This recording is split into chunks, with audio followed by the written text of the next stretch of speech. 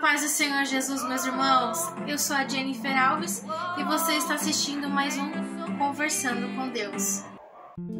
Glórias a Deus. Bom, hoje a gente vai começar lendo Daniel 9, que trata-se da oração de Daniel, as 70 semanas e o Messias. Vamos ler aqui rapidinho o versículo 3, 4 e 5 para dar uma resumida, tá bom? Que diz assim: E eu dirigi o meu rosto ao Senhor Deus, para o buscar com coração e rogos, com jejum e saco e cinza. E orei ao Senhor meu Deus, e confessei e disse: Ah, Senhor Deus, grande e tremendo, que guardas o conserto e a misericórdia para os que te amam e guardam os teus mandamentos. Pecamos e cometemos iniquidades, e procedemos impiamente, e fomos rebeldes, apartando-nos dos teus mandamentos e dos teus juízos. Até aqui. Bom, aqui nós entendemos que Daniel ele teve a revelação das 70 semanas quando ele lia e estudava as profecias do profeta Jeremias, e que o tempo do cativeiro do povo judeu na Babilônia duraria 70 anos. E nisso Daniel ele afligiu seu coração, porque ele sabia que ele percebeu que o direcionamento ali era sobre o arrependimento do seu povo. Então Daniel ele faz uma oração a Deus, confessando os seus pecados, não só dele, mas do seu povo também. Ao analisar a situação que o seu povo ficaria 70 anos cativo na Babilônia,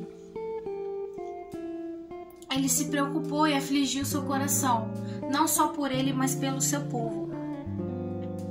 E aí a Bíblia vai dizer que Daniel ele faz essa oração. Talvez seja a oração mais linda, sincera, mais diferente, mais ali genuína da palavra de Deus.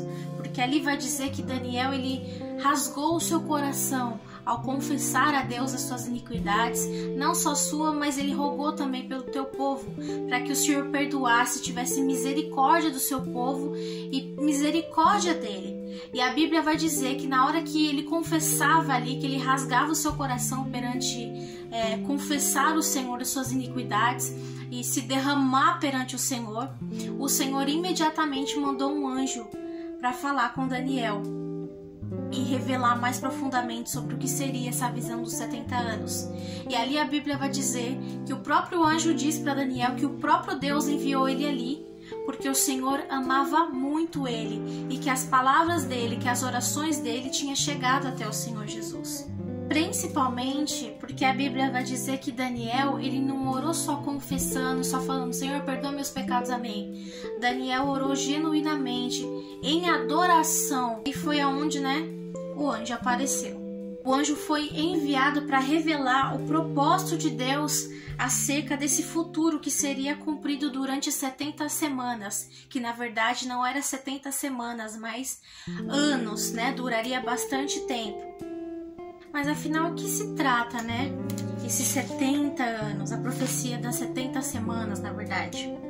Nada mais nada é que mostra que ela nos diz que basicamente Jerusalém seria reconstruída, restaurada, mas depois ela seria destruída novamente. Se a gente ler aqui no versículo 27, diz que ele firmará um concerto com muitos por uma semana, e na metade da semana fará cessar o sacrifício e as ofertas de manjares, e sobre a asa das abominações virá o assolador, isso até a consumação.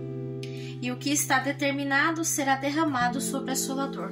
Só para a gente entender aqui, na verdade, essa aliança que ele fará com muitos por uma semana não se trata do Messias, mas sim do príncipe, do príncipe e não do Messias, Ou seja, aqui se trata do anticristo que faria uma aliança com o povo de Israel durante o período da tribulação. Só que aqui se trata também de algumas coisas que aconteceriam, nesse tempo de 70 semanas, desses anos, sendo ele cessar a transgressão, pôr fim no pecado, expiar as iniquidades e trazer justiça eterna, selar a visão e a profecia e ungir o Santíssimo. E o que a gente pode entender com isso aqui? Para a gente entender, tá fazendo referência da parte de revelar a obra do Messias em a sua primeira vinda.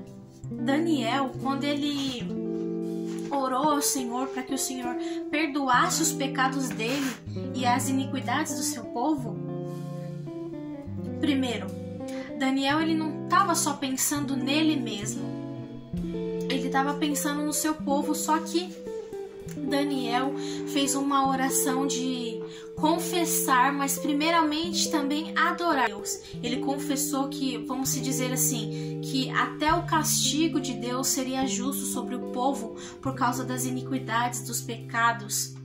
E esse confessar, essa oração de Daniel foi tão profunda, foi tão genuína de coração, assim, que imediatamente o Senhor manda um anjo até Daniel para dizer que as orações dele foi ouvida, que as palavras que saíam da boca dele se chegou até o Senhor. Olha que coisa linda. Muitas vezes a gente faz jejum, oração, mas parece que é uma coisa muito em vão ali, parece que não acontece nada. Mas muitas vezes a gente pode não estar com esse coração, com essa oração genuína. Como está o nosso coração aqui dentro? Eu quero chamar a sua atenção nessa tarde. É que muitas vezes nós vamos passar por tribulação. Nós vamos muitas vezes afligir a nossa alma e nosso coração.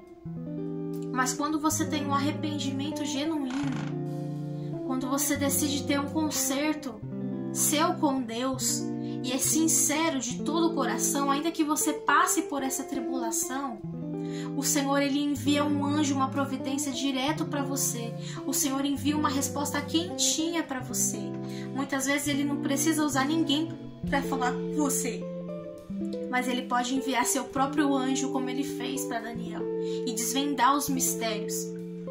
Daniel ele não conseguia entender, mas uma parte do capítulo aqui nós podemos entender que o anjo acalma Daniel, porque ele estava focando só no problema de 70 anos, né? Que não seria os 70 anos, mas seria mais do que aquilo.